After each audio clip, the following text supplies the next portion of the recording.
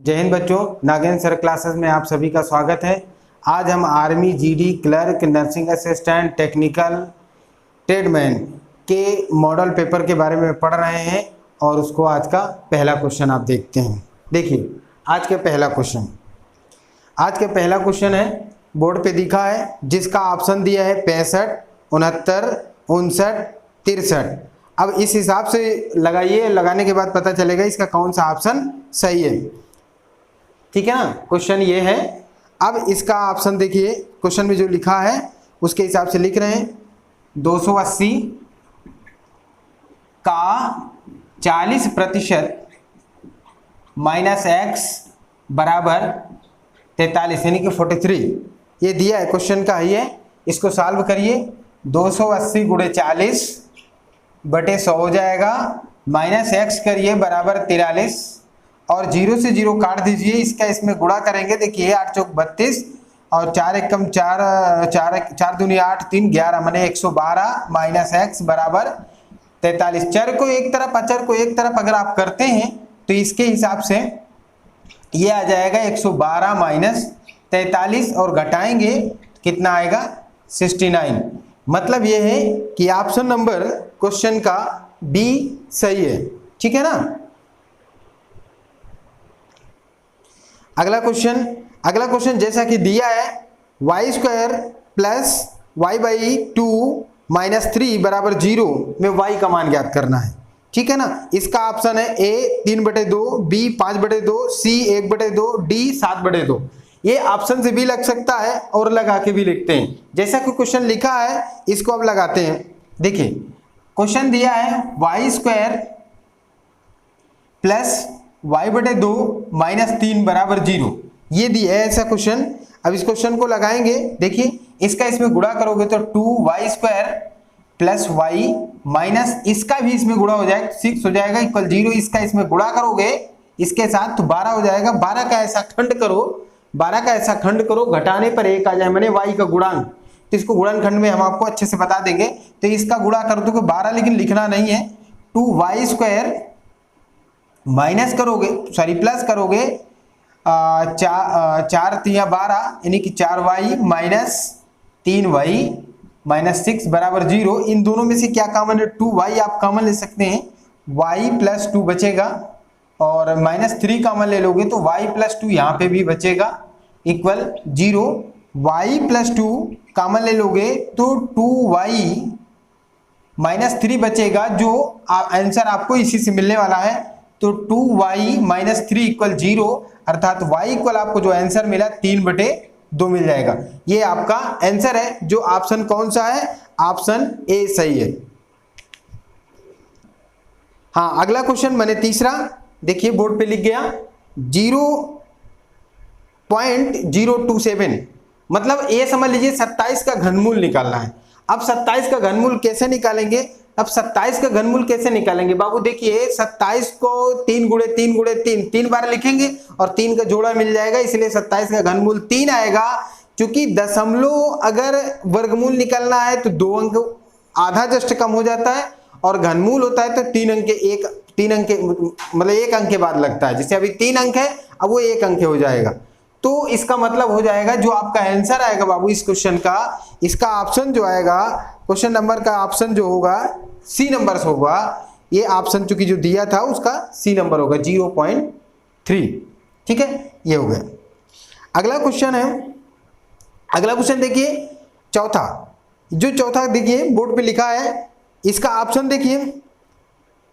ए number है 20, B number है 14, सी number है 18, डी नंबर है 16। इसका कौन सा ऑप्शन? देखिए जैसा कि क्वेश्चन में दिया है 8:12 समान अनुपाते a अनुपाते 24।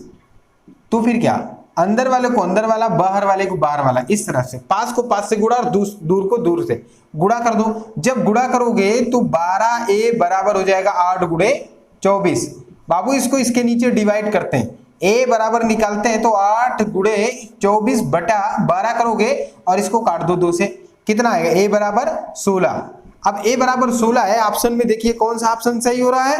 कौन सा ऑप्शन है? Option number D. अगला क्वेश्चन है, अब अगला क्वेश्चन देखिए, जैसा क्वेश्चन में लिखा है 16 और 96 का मासा। मासा का मतलब बाबू होता है वो संख्या जिससे डिवाइड हो जाए। मासा का मतलब वो बड़ी से बड़ी संख्या चाहिए जो दोनों संख्याओं को डिवाइड कर दे। तो 16 ही है, इतनी बड़ी संख्या है जो 16 को 16 से तो डिवाइड करेगी, 96 को भी डिवाइड करेगी। इसलिए इसका ऑप्शन नंबर ए सही है। इसका ऑप्शन नंबर ए सही है क्योंकि 16 दोनों को डिवाइड कर देगा। ठीक, अगला क्वेश्चन अब पढ़ते हैं। एक साइकिल का क्रय मूल्य 450 रुपए है। यदि टैक्स 3% हो तो खरीदार को साइकिल खरीदने में कितने रुपए देने होंगे? अब बाबू देखिए 450 रुपए है और उसको टैक्स देने पड़ते हैं, उसको टैक्स देने पड़ते हैं। कितने टैक्स देने पड़ते हैं? 3%। जब वो उसी रकम में ज्यादा पैसा देना पड़ता है, बाबू देखिए अब सवाल देखिए, जब उसी रकम में ज्यादा पैसा देना होता है तो जो क्वेश्चन दिया है उसके हिसाब से लगाएंगे। तो देखिए 450 जो दिया है, 450 में 3%, हम इसको अगर 100% पे बेचते तो 450 में ही खरीद लेते, क्योंकि दुकानदार को हम पैसा देने जा रहे हैं, उसका रेट कह रहा है 450 रुपए। जिस प्रकार आजकल जीएसटी चलता है उसी प्रकार उसको 3% टैक्स देना पड़ता है। तो इसका मतलब 450 और में 3% निकाल के जोड़ो या फिर इसको 103% निकाल दो। एक जीरो से जीरो तो बाबू कट जाएगा, लेकिन 450 गुणे 103 आपको करना पड़ेगा, बटे 10 रहेगा और इसको हल कर लीजिए। इसका जब गुणा करोगे तो 45 को 3 में गुणा करोगे तो 135 आएगा, जो 13 हासिल बचाएगा। जीरो में गुणा करोगे जीरो होगा, यानी कि 35, जो 13 हासिल है उसका 3 होगा, 1 हासिल बचाएगा। इसमें इसका 45 से कम 45 हो 1 46, चूंकि 10 से भाग दे रहे हो तो 1 अंक के बाद ये लग जाएगा। अब बताइए 463.50 कोई है आपका ऑप्शन जो इस अंक को मैच करता है? 463.50 ऑप्शन नंबर डी इस क्वेश्चन का सही है। कौन सा? Option number D. अगला क्वेश्चन देखिए, यदि 60 मीटर कपड़े की कीमत 135 रुपए हो तो 32 मीटर कपड़े की कीमत क्या होगी? 60 मीटर कपड़े की कीमत, जैसा क्वेश्चन में लिखा है 60 मीटर कपड़े की कीमत 135 रुपए हो तो 32 मीटर कपड़े की कीमत क्या होगी? इसका पहला ऑप्शन है 72, दूसरा 120, तीसरा 75, चौथा 60 है, यानी कि ए बी सी करके दिया है। तो इसमें देखिए 1 मीटर कपड़े, चूंकि कपड़े के जो अब क्वेश्चन लगा रहे हैं, जब कपड़े का रेट दिया है तो 1 मीटर का पहले निकाल दे। क्वेश्चन में दिया है 60 मीटर कपड़े का मूल्य 135 रुपए है, 1 मीटर कपड़े का मूल्य निकालोगे तो 135, चूंकि 60 मीटर कपड़े का मूल्य 135 रुपए है तो 1 का निकालोगे 135 बटे 60 करोगे और 32 मीटर का निकालना है, 32 से गुणा कर दो, बस आपका आंसर मिल जाएगा। देखिए इसको काटिए, 5 से काट देंगे तो कितना आ जाएगा? 5 से काटेंगे तो ये 12 आ जाएगा, 5 से कम 5, 5 दूनी 10, 5 से काटेंगे तो 5 दूनी 10, 5 से 35, और अब 3 से भी काट सकते हो, 3 चौक 12, 3 9 27, 4 से इसको काटो, 4 8 32, 8 9 72। इसका मतलब है आप अपने क्वेश्चन पे देखिए उसका कौन सा ऑप्शन सही हो रहा है? ऑप्शन नंबर ए सही है, यानी कि 72 रुपए सही है। 32 मीटर कपड़े का मूल्य 72 रुपए होगा। ठीक, ये है। अगला क्वेश्चन देखिए, 56 का स्क्वायर माइनस 51 का स्क्वायर बराबर दिया है 5p, तो p का मान ज्ञात कीजिए। 110, B number option 107, C number 105, 112, कौन सा ऑप्शन सही है? बहुत आसानी से निकाल लोगे, लेकिन बाबू जब ये क्वेश्चन दिया है तो A square minus B square formula समझिए। एक कोष्टक में ए प्लस बी और दूसरे कोष्टक में ए माइनस बी। बहुत ज्यादा टेंशन मत लीजिए, वर्क करने के चक्कर में मत पड़िए क्वेश्चन को। और जब ऐसा क्वेश्चन दिया है तो इसका मतलब ये है कि एक कोष्टक में प्लस लिखिए और एक कोष्टक में माइनस लिखिए, आप लग जाएगा क्वेश्चन। जैसे दिया है 56 और 51, तो 56 प्लस 51 लिखिए और दूसरे कोष्टक में 56 माइनस 51 लिखिए, ठीक है ना, बराबर 5p। देखिए बहुत प्यार से लग गया। इससे इसको घटा जोड़ोगे तो 6 7 6 7 हो जाए और 5 5 10, ठीक है, और गुणे ये 5 हो जाएगा बराबर 5p। अभी आपको 5 से 5 काट दिए, p बराबर 107। आप ढूंढिए कोई ऑप्शन है, ऑप्शन नंबर बी मिल गया आपको, करेक्ट। ठीक है, अगला क्वेश्चन, राम एक रेडियो 1260 रुपए में श्याम को 5% लाभ पर बेचता है, तो रेडियो का क्रय मूल्य क्या होगा? देख रहे हैं क्वेश्चन में लिखा ही है 12, पहला ऑप्शन है 1250, दूसरा है 1200, तीसरा है 1360, डी नंबर ऑप्शन है 1300। अब देखिए, राम एक रेडियो 1250 रुपए में श्याम को 5% लाभ पर बेचता है, तो राम कितने में खरीदा होगा? इसका मतलब है 5% लाभ लेकर श्याम को 1260 रुपए में श्याम को देता है। तो आप क्रय मूल्य विक्रय मूल्य जान रहे हैं, तो क्रय मूल्य का फार्मूला है विक्रय मूल्य गुणे 100/100 प्लस लाभ प्रतिशत। तो फिर क्या, 1260 जो इसने खरीदा विक्रय मूल्य हो गया ये, और गुणे 100/100 प्लस लाभ प्रतिशत।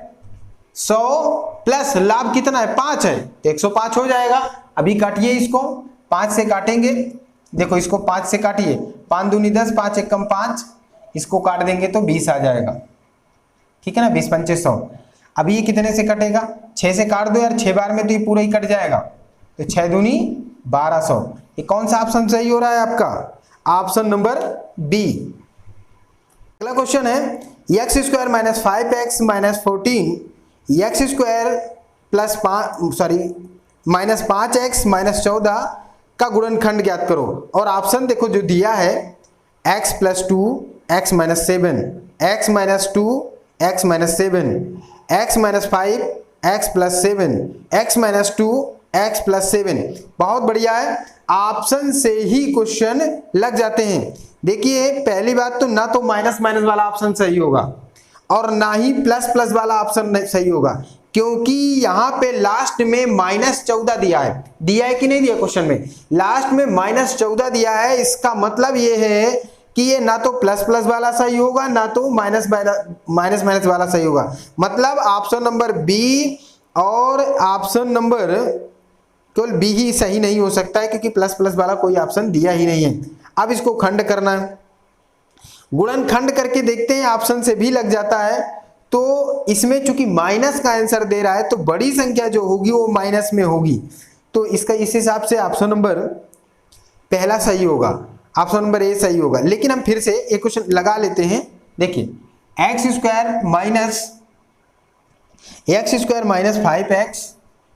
5x - 14 दिया है, इसको लगाएंगे तो 14 का ऐसा खंड करो, घटाने पर 5 आ जाए, तो 7 दूनी 14, x² - 7 x minus minus plus हो जाएगा और -14। इसमें से x केवल कॉमन है तो x - 7 आएगा, और इसमें से +2 कॉमन है तो x - 7 आएगा। अर्थात आपका x + 2 और x - 7 है, ये ऑप्शन सही हो जाएगा। मतलब इस हिसाब से आपका ऑप्शन नंबर फर्स्ट ही सही। अगला क्वेश्चन, 300 रुपए का 20%, बहुत आसान है। ऑप्शन 60 दिया है, 30 दिया है, 20 दिया है, 10 दिया है। 300 का 20% बिल्कुल आसान है, 300 गुणे 20/100 करोगे, 0 0 कट जाएगा, 20 3 60 आंसर आ जाएगा। ऑप्शन नंबर ए सही है। ठीक है ना, कैसे? एक बार लगा के देख लीजिए। 300 का 20%, अभी बाबू बहुत सरल है, बटे 100 करोगे, 0 से 0 देखिए कट गया, 30 दूनी 60 या 20 3 60 जैसे भी है, आंसर आपका 60 ही आएगा। ठीक है, इसका ऑप्शन ए सही है। अगला क्वेश्चन देखिए, 2 अंकों के नंबरों का योग उनके अंतर का 2 गुना है। यदि एक संख्या 10 है तो दूसरी संख्या क्या होगी? पहला ऑप्शन 40 है, दूसरा 10 है, तीसरा 20 है, चौथा 30 है। अब देखिए ए बी सी करके जो ऑप्शन दिए हैं उसमें सवाल कह रहा है 2 अंकों का योग उनके अंतर का 2 गुना है। अब सवाल चाहे लिख के लगाइए, चाहे ऐसे ऑप्शन से लगा लीजिए। कह रहा है 2 अंकों के योग उनके अंतर का 2 गुना है। एक संख्या 10 है तो दूसरी संख्या क्या होगी? अगर पहली संख्या आप 40 ले लेते, मान लीजिए ऑप्शन ए के हिसाब से लगाते, ऑप्शन ए में 40 दिया है, उसके हिसाब से लगाओगे तो 40 10 50 हो जाएगा, और उनका अंतर 30 हो जाएगा, बिल्कुल गलत। अगला ऑप्शन 10 ले लोगे तो उनका योगफल अंतर 0 हो जाएगा, ये भी गलत। अगला ऑप्शन देखिए, वो 20 दिया है, उन दोनों को जोड़ोगे तो 30 हो जाएगा और उनका अंतर 10 आएगा। तो 10 और 30 ये भी सही नहीं है। अगला है 30 जोड़ोगे तो 40 हो जाएगा, अंतर 20 हो जाएगा, बिल्कुल करेक्ट है। अब आप थोड़ा सा अंकगणितीय सिस्टम से लगा लीजिए, उसके हिसाब से कह रहा है दो अंक नंबरों का योग, जो भी नंबर है x प्लस वाई मान लीजिए, उनका योग उनके अंतर का 2 गुना है, अंतर का 2 गुना है। इस तरह से यदि एक संख्या 10 है तो दूसरी संख्या ज्ञात कीजिए। इसमें कह रहा है एक संख्या 10 मान लो, एक संख्या आप 10 मान लीजिए, सॉरी यहां अंतर है, तो इक्वल 2 और x माइनस 10 इस तरह से लिख लोगे, क्योंकि एक संख्या सवाल में दिया है। x प्लस 10 लिखोगे, बराबर अंदर गुणा कर दोगे, 2x माइनस 20 हो जाएगा। इस हिसाब से लगाओगे तो इसको उधर ले जाओगे बाबू, तो 2x से एक x घट जाएगा और ये इधर आएगा तो जुड़ जाएगा, 30 हो जाएगा, यानी कि x बराबर 30 आ गया। अगली संख्या जो आई 30 आई। ये आप मेथड से लगा लिए, नियम से लगा लिए, ठीक है ना। ठीक, इसका ऑप्शन कौन सा सही है? D number. अगला सवाल है, देखिए एक वृत्ताकार मैदान का क्षेत्रफल 616 वर्ग मीटर है, तो मैदान के चारों तरफ घेरने में कितने मीटर तार की आवश्यकता होगी? ठीक है ना, ये सवाल है। इसका ऑप्शन पहला है, ए नंबर है 44, बी नंबर है 88, सी नंबर है 176, डी नंबर है 308। अभी देखिए मैदान का क्षेत्रफल है, चूंकि वृत्ताकार है तो फिर अब समझ जाइए वृत्त का क्षेत्रफल निकालना होगा। अब देखिए वृत्त का क्षेत्रफल क्या होता है बाबू? पाई आर स्क्वायर। वृत्त का क्षेत्रफल पाई आर स्क्वायर बराबर दिया है 616 दिया है। आर स्क्वायर बराबर होगा 616 बटे पाई का मान 22/7 है, आप रखिए। आर स्क्वायर बराबर 616 गुणे 7/22, ये हो गया। इसको रख लीजिए। आप पहले चाहो तो 11 से काट लीजिए, 11 × 5 = 55, 11 × 6 = 66 कट गया, 11 दूनी 22, ये कट गया। 2 से इसको काटोगे तो कितना आ जाएगा? 28। आर स्क्वायर बराबर 28 को खंड करोगे तो कितना हो जाएगा? 7 गुणे 4 गुणे 7, 7 × 28, ये वाला 7 उतार दिए, चूंकि हमको वर्गमूल निकालना है। आर बराबर हो जाएगा ये दोनों 7, सॉरी ऐसे बन जाएगा 7 गुणे 4 गुणे 7। अब इसको निकाल लेंगे तो एक 7 आएगा, 2 आएगा, अर्थात आर बराबर आपको 14 मिल गया। अब आर बराबर 14 मिल गया तो इसकी परिधि निकालना है। इसकी परिधि होती है 2 पाई आर। चारों तरफ तार लगाने में जो खर्च हो रहा है वो परिधि कहलाता है। 2 पाई आर लगाओगे तो ये हो जाएगा 2 पाई आर बराबर लिखो 2 गुणे 22/7 लिखोगे और यहाँ पे 14 लिख दोगे। 7 दूनी 14, कितना आ जाएगा? 88 मीटर जो भी है उसके चारों तरफ तार लगाने में। और इस क्वेश्चन का ऑप्शन जो होगा वो बी नंबर सही होगा, ठीक है। हाँ, अगला क्वेश्चन देखिए, दिए गए आंकड़ों की माध्यिका ज्ञात करना है। इसका ऑप्शन ए है 21, बी है 65, सी है 12 और डी है 68। अब आंकड़ों को पहले आरोही क्रम में लिख लीजिए। इसमें सबसे छोटा अंक जो है उसको लिखिए, फिर उससे छोटा, चूंकि ये अंक जो दिए हैं पहले उसको लिख लें। 21, 42, 65, 12, 21, 42, 65, 12, ये जो अंक दिए हैं इसको हम पहले लिख लेते हैं। फिर 21, 15, 68, 21, 15, 68, ये जो अंक दिया है पहले इसको लिख लें। फिर इसको आरोही क्रम में लिखें। सबसे छोटा 12 है, फिर सबसे छोटा 12 है, फिर उसके बाद 15 है, 15 के बाद 21 है, फिर 21 है, 2 बार 21 है, फिर उसके बाद 42 है, 42 के बाद 65 है, फिर 68 है। इस तरह से दिया है। अभी बाबू इसमें देखो बीच में कौन है? जो बीच में हो वही माध्यिका है। कम खत्म। माध्यिका बहुत आसान है, माध्यिका निकालना बहुत आसान है। अगर बीच में 2 पद आ जाए, माने सम संख्या आ जाए, तो उन दोनों को जो बीच में आए उन दोनों को जोड़ के आधा कर दो, आंसर आ जाएगा। और बीच में अकेला ही संख्या आ जाए तो फिर वही माध्यिका है, कोई टेंशन नहीं लेना है, ठीक है ना। बहुत आसान है, कुछ भी नहीं करना होता है। आरोही क्रम में लिखो, जो बीच में आ जाए सो माध्यिका। अगर बीच में बाय द वे 2 संख्याएं आ जाए, चूंकि सम संख्या टोटल रहेगा तो 2 संख्याएं आ जाएंगी, तो उन दोनों को जोड़ के आधा कर दीजिए, नहीं कि 2 से भाग दे दीजिए, तो आंसर आ जाएगा। इसका ऑप्शन है, कौन सा ऑप्शन सही है? ए नंबर सही है, ठीक है। हाँ, अगला क्वेश्चन देखिए, किसी संख्या का 3/4 60 है तो वो संख्या क्या होगी? बहुत आसान है। इसका ऑप्शन 20, 80, 45, 30, कौन सा सही होगा? देखिए, किसी संख्या का 3/4।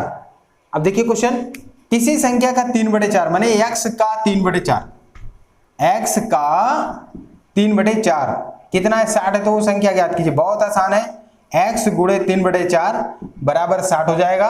अभी इसको पलट के गुणा करा दीजिए, 60 गुणे 4/3 हो जाएगा, 3 से काटिए 20 आ जाएगा। कितना आंसर आने वाला है 80, ठीक है ना। किसी संख्या का 3/4, तो ये कौन सा ऑप्शन सही है, बी नंबर ऑप्शन सही है। इस क्वेश्चन का ऑप्शन बी सही है। और चैनल आपको समझ में आ रहा है तो चैनल को सब्सक्राइब करिए, शेयर करिए, कमेंट करिए, लाइक करिए। और याद रखिए चैनल को सब्सक्राइब अधिक से अधिक करिए और लाइक और अधिक से अधिक करिए, क्योंकि मॉडल पेपर आज पहला था हमारा और आगे कंटिन्यू हम देते रहेंगे। लगभग 50 मॉडल पेपर आपको देने वाले हैं, तो आपको लगातार मिल जाएंगे। ठीक है, थैंक यू।